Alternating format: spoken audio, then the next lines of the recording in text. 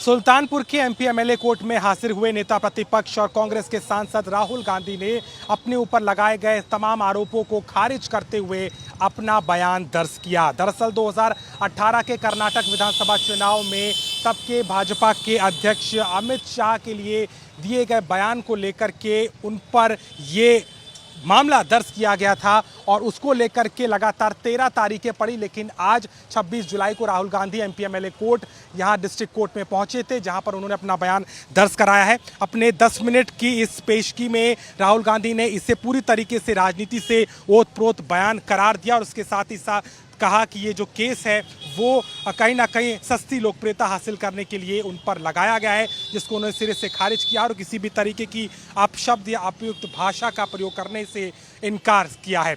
इस मामले में अब 12 अगस्त को आगे सुनवाई होगी, जिसमें दोनों पक्षों के वकील अपने अपने साक्ष्यों और गवाहों को पूरे तरीके से रखेंगे, लेकिन इसमें राहुल गांधी मौजूद नहीं होंगे। लेकिन एक बार फिर से पूरी तरीके से देखा जाए तो राहुल गांधी पे जिस तरीके का आरोप लगा था, उस मामले में पहली बार अपना बयान दर्ज कराने के लिए राहुल गांधी सुल्तानपुर के एमपी एमएलए कोर्ट में पहुंचे, जहां उन्होंने सिरे से खारिज करते हुए इन तमाम आरोपों को गलत करार दिया है और सीधे तौर पर मानहानि के इस आरोप को खारिज करते हुए अपना बयान आखिरकार सुल्तानपुर के एमपी एमएलए कोर्ट में दर्ज कराया है। सुल्तानपुर एमपी एमएलए कोर्ट में आज राहुल गांधी पेश हुए। हमारे साथ में काशी प्रसाद शुक्ला अधिवक्ता हैं, राहुल गांधी के मौजूद हैं। क्या कुछ आज दलील या क्या कुछ रखा है राहुल गांधी ने इस पूरे मामले में? जी, माननीय राहुल गांधी का मुकदमा आज एमपी एमएलए कोर्ट नंबर 15 के यहाँ उनका बयान दर्ज करने के लिए नियत था।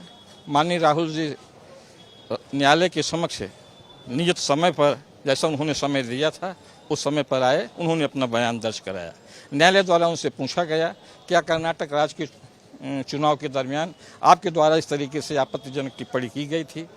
उन्होंने कहा कि मैं परिवाद में कहे गए तथ्यों को सिरे से इनकार करता हूं। मेरे विरुद्ध जो परिवाद दायर किया गया है ये राजनीतिक दुर्भावना से मेरी तथा मेरी पार्टी के शब्द को नष्ट करने के लिए और सस्ती लोकप्रियता हासिल करने के लिए ये परिवाद दर्ज किया गया है। क्या उन्होंने कोई लिखित में भी जवाब दाखिल किया या न्यायालय द्वारा जो प्रश्न पूछे गए थे उसका उन्होंने जवाब दिया और न्यायालय ने उस जवाब को दर्ज किया है। लगभग कितने समय कार्रवाई चली? क्या सामने से कोई आपत्तियां थी?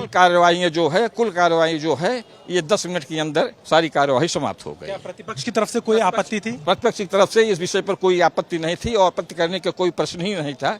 केवल आज मुकदमा जो लगा हुआ था वो केवल माननीय राहुल जी के बयान के लिए लगा हुआ था। इसमें प्रतिपक्ष के अधिवक्ता के ऑब्जेक्शन की कोई आवश्यकता नहीं थी। हाँ, उनकी उपस्थिति भी अगर न होती इसका भी कोई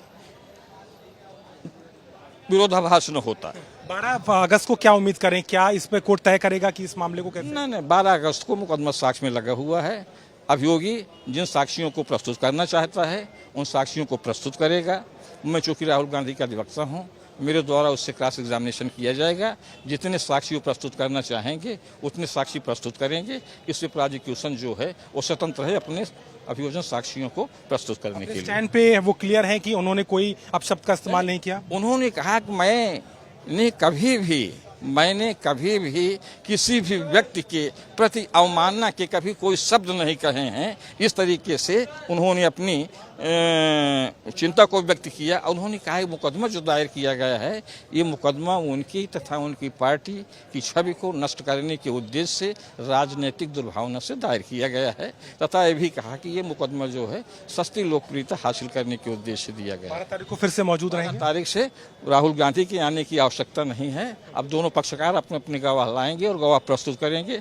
जैसा भी अगली कार्यवाही होगी आप लोगों को सूचित किया जाएगा। शुक्रिया आपसे बात करने के लिए। तो कहीं ना कहीं इस पूरे मामले को लेकर के राहुल गांधी ने अपना पक्ष रखा है, सिरे से खारिज करते हुए इस बात को कहा कि ये राजनीति से ओतप्रोत और सस्ती लोकप्रियता के लिए आरोप लगाया गया और किसी भी तरीके से उन्होंने मानहानि नहीं की है। इस बात को लेकर के उन्होंने कोर्ट में अपनी पेशी की है, जिसमें 12 अगस्त को अब अगली सुनवाई होनी है।